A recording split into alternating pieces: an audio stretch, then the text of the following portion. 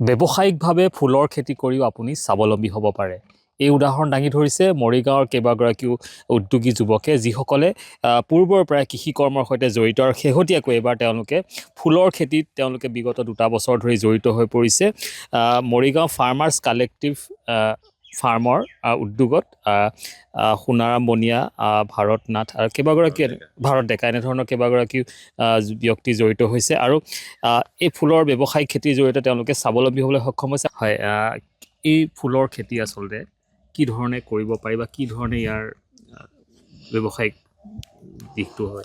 ফুলৰ খেতি বিশেষকৈ এটা বহুত ধুনীয়া ব্যৱসায় হয় আৰু যিটো ব্যৱসায় আমাৰ বহুত কষ্ট কম হয়। মই 2018 চনৰ পৰাই ফুলৰ লগত জড়িত হৈ আছিলোঁ। সেইখিনি সময়ত অলপ মাৰ্কেটৰ অসুবিধা স্বত্বেও মই ফুলৰ ব্যৱসায়টো এৰি দিয়া নাছিলোঁ।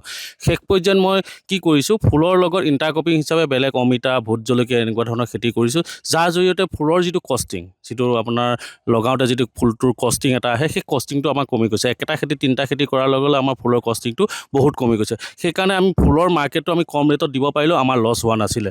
যোৱা বছৰ আমি ফুলৰ খেতি কৰি ইয়াৰ আগত কৰিছোঁ যে যোৱা বছৰ এটা ব্যৱসায়িকভাৱে বহুত ভাল হৈছে।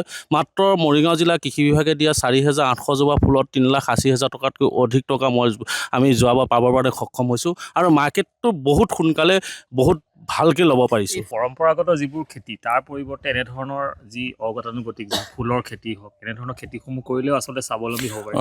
ডেফিনেটলি পাৰে স্বাৱলম্বী হ'ব। মানে কথাটো এইটোৱে, আমি আমাৰ বনিয়াই কোৱা নিচিনা আমি ধৰক যেনেকৈ ইণ্টাৰক্ৰপিং কৰোঁ, এটা মালচিঙত বা এটা বেডত আপুনি অমিতাৰ পুলি বা তৰমুজৰ পুলি, তাৰ লগত আপুনি ধৰক লাও, আমি যেনেকৈ যি লগায় তাৰ মাজত আপুনি ফুলটো লগোৱাৰ লগে লগে তাৰ খৰচটো কমি যায়গৈ। তে আপুনি তাৰ আপডালটো আপোনাৰ তাত যি যতন ল'ব লাগে, সেইটো আপোনাৰ বহু পৰ্যায়ক্ৰমে খৰচটো কমি যায়। ইয়াৰ ফলত ইয়াৰ পৰা যিটো আৰ্থিকভাৱে লাভান্বিত হওঁ, আমি বহু পৰিমাণে লাভৰ পৰিমাণটো বাঢ়ি যায়গৈ। গতিকে আমি ইয়াত ভাবোঁ এনেকুৱা ধৰণৰ খেতিৰ জৰিয়তে আমাৰ নতুন যুৱচামটোৱে বহুতখিনি আগবাঢ়ি যাবলৈ সক্ষম হ'ব। পৰম্পৰাগত খেতিৰ বিপৰীতে এনেধৰণৰ ফুলৰ খেতিৰ জৰিয়তেও আচলতে স্বাৱলম্বী হ'বলৈ সক্ষম হ'ব পাৰে।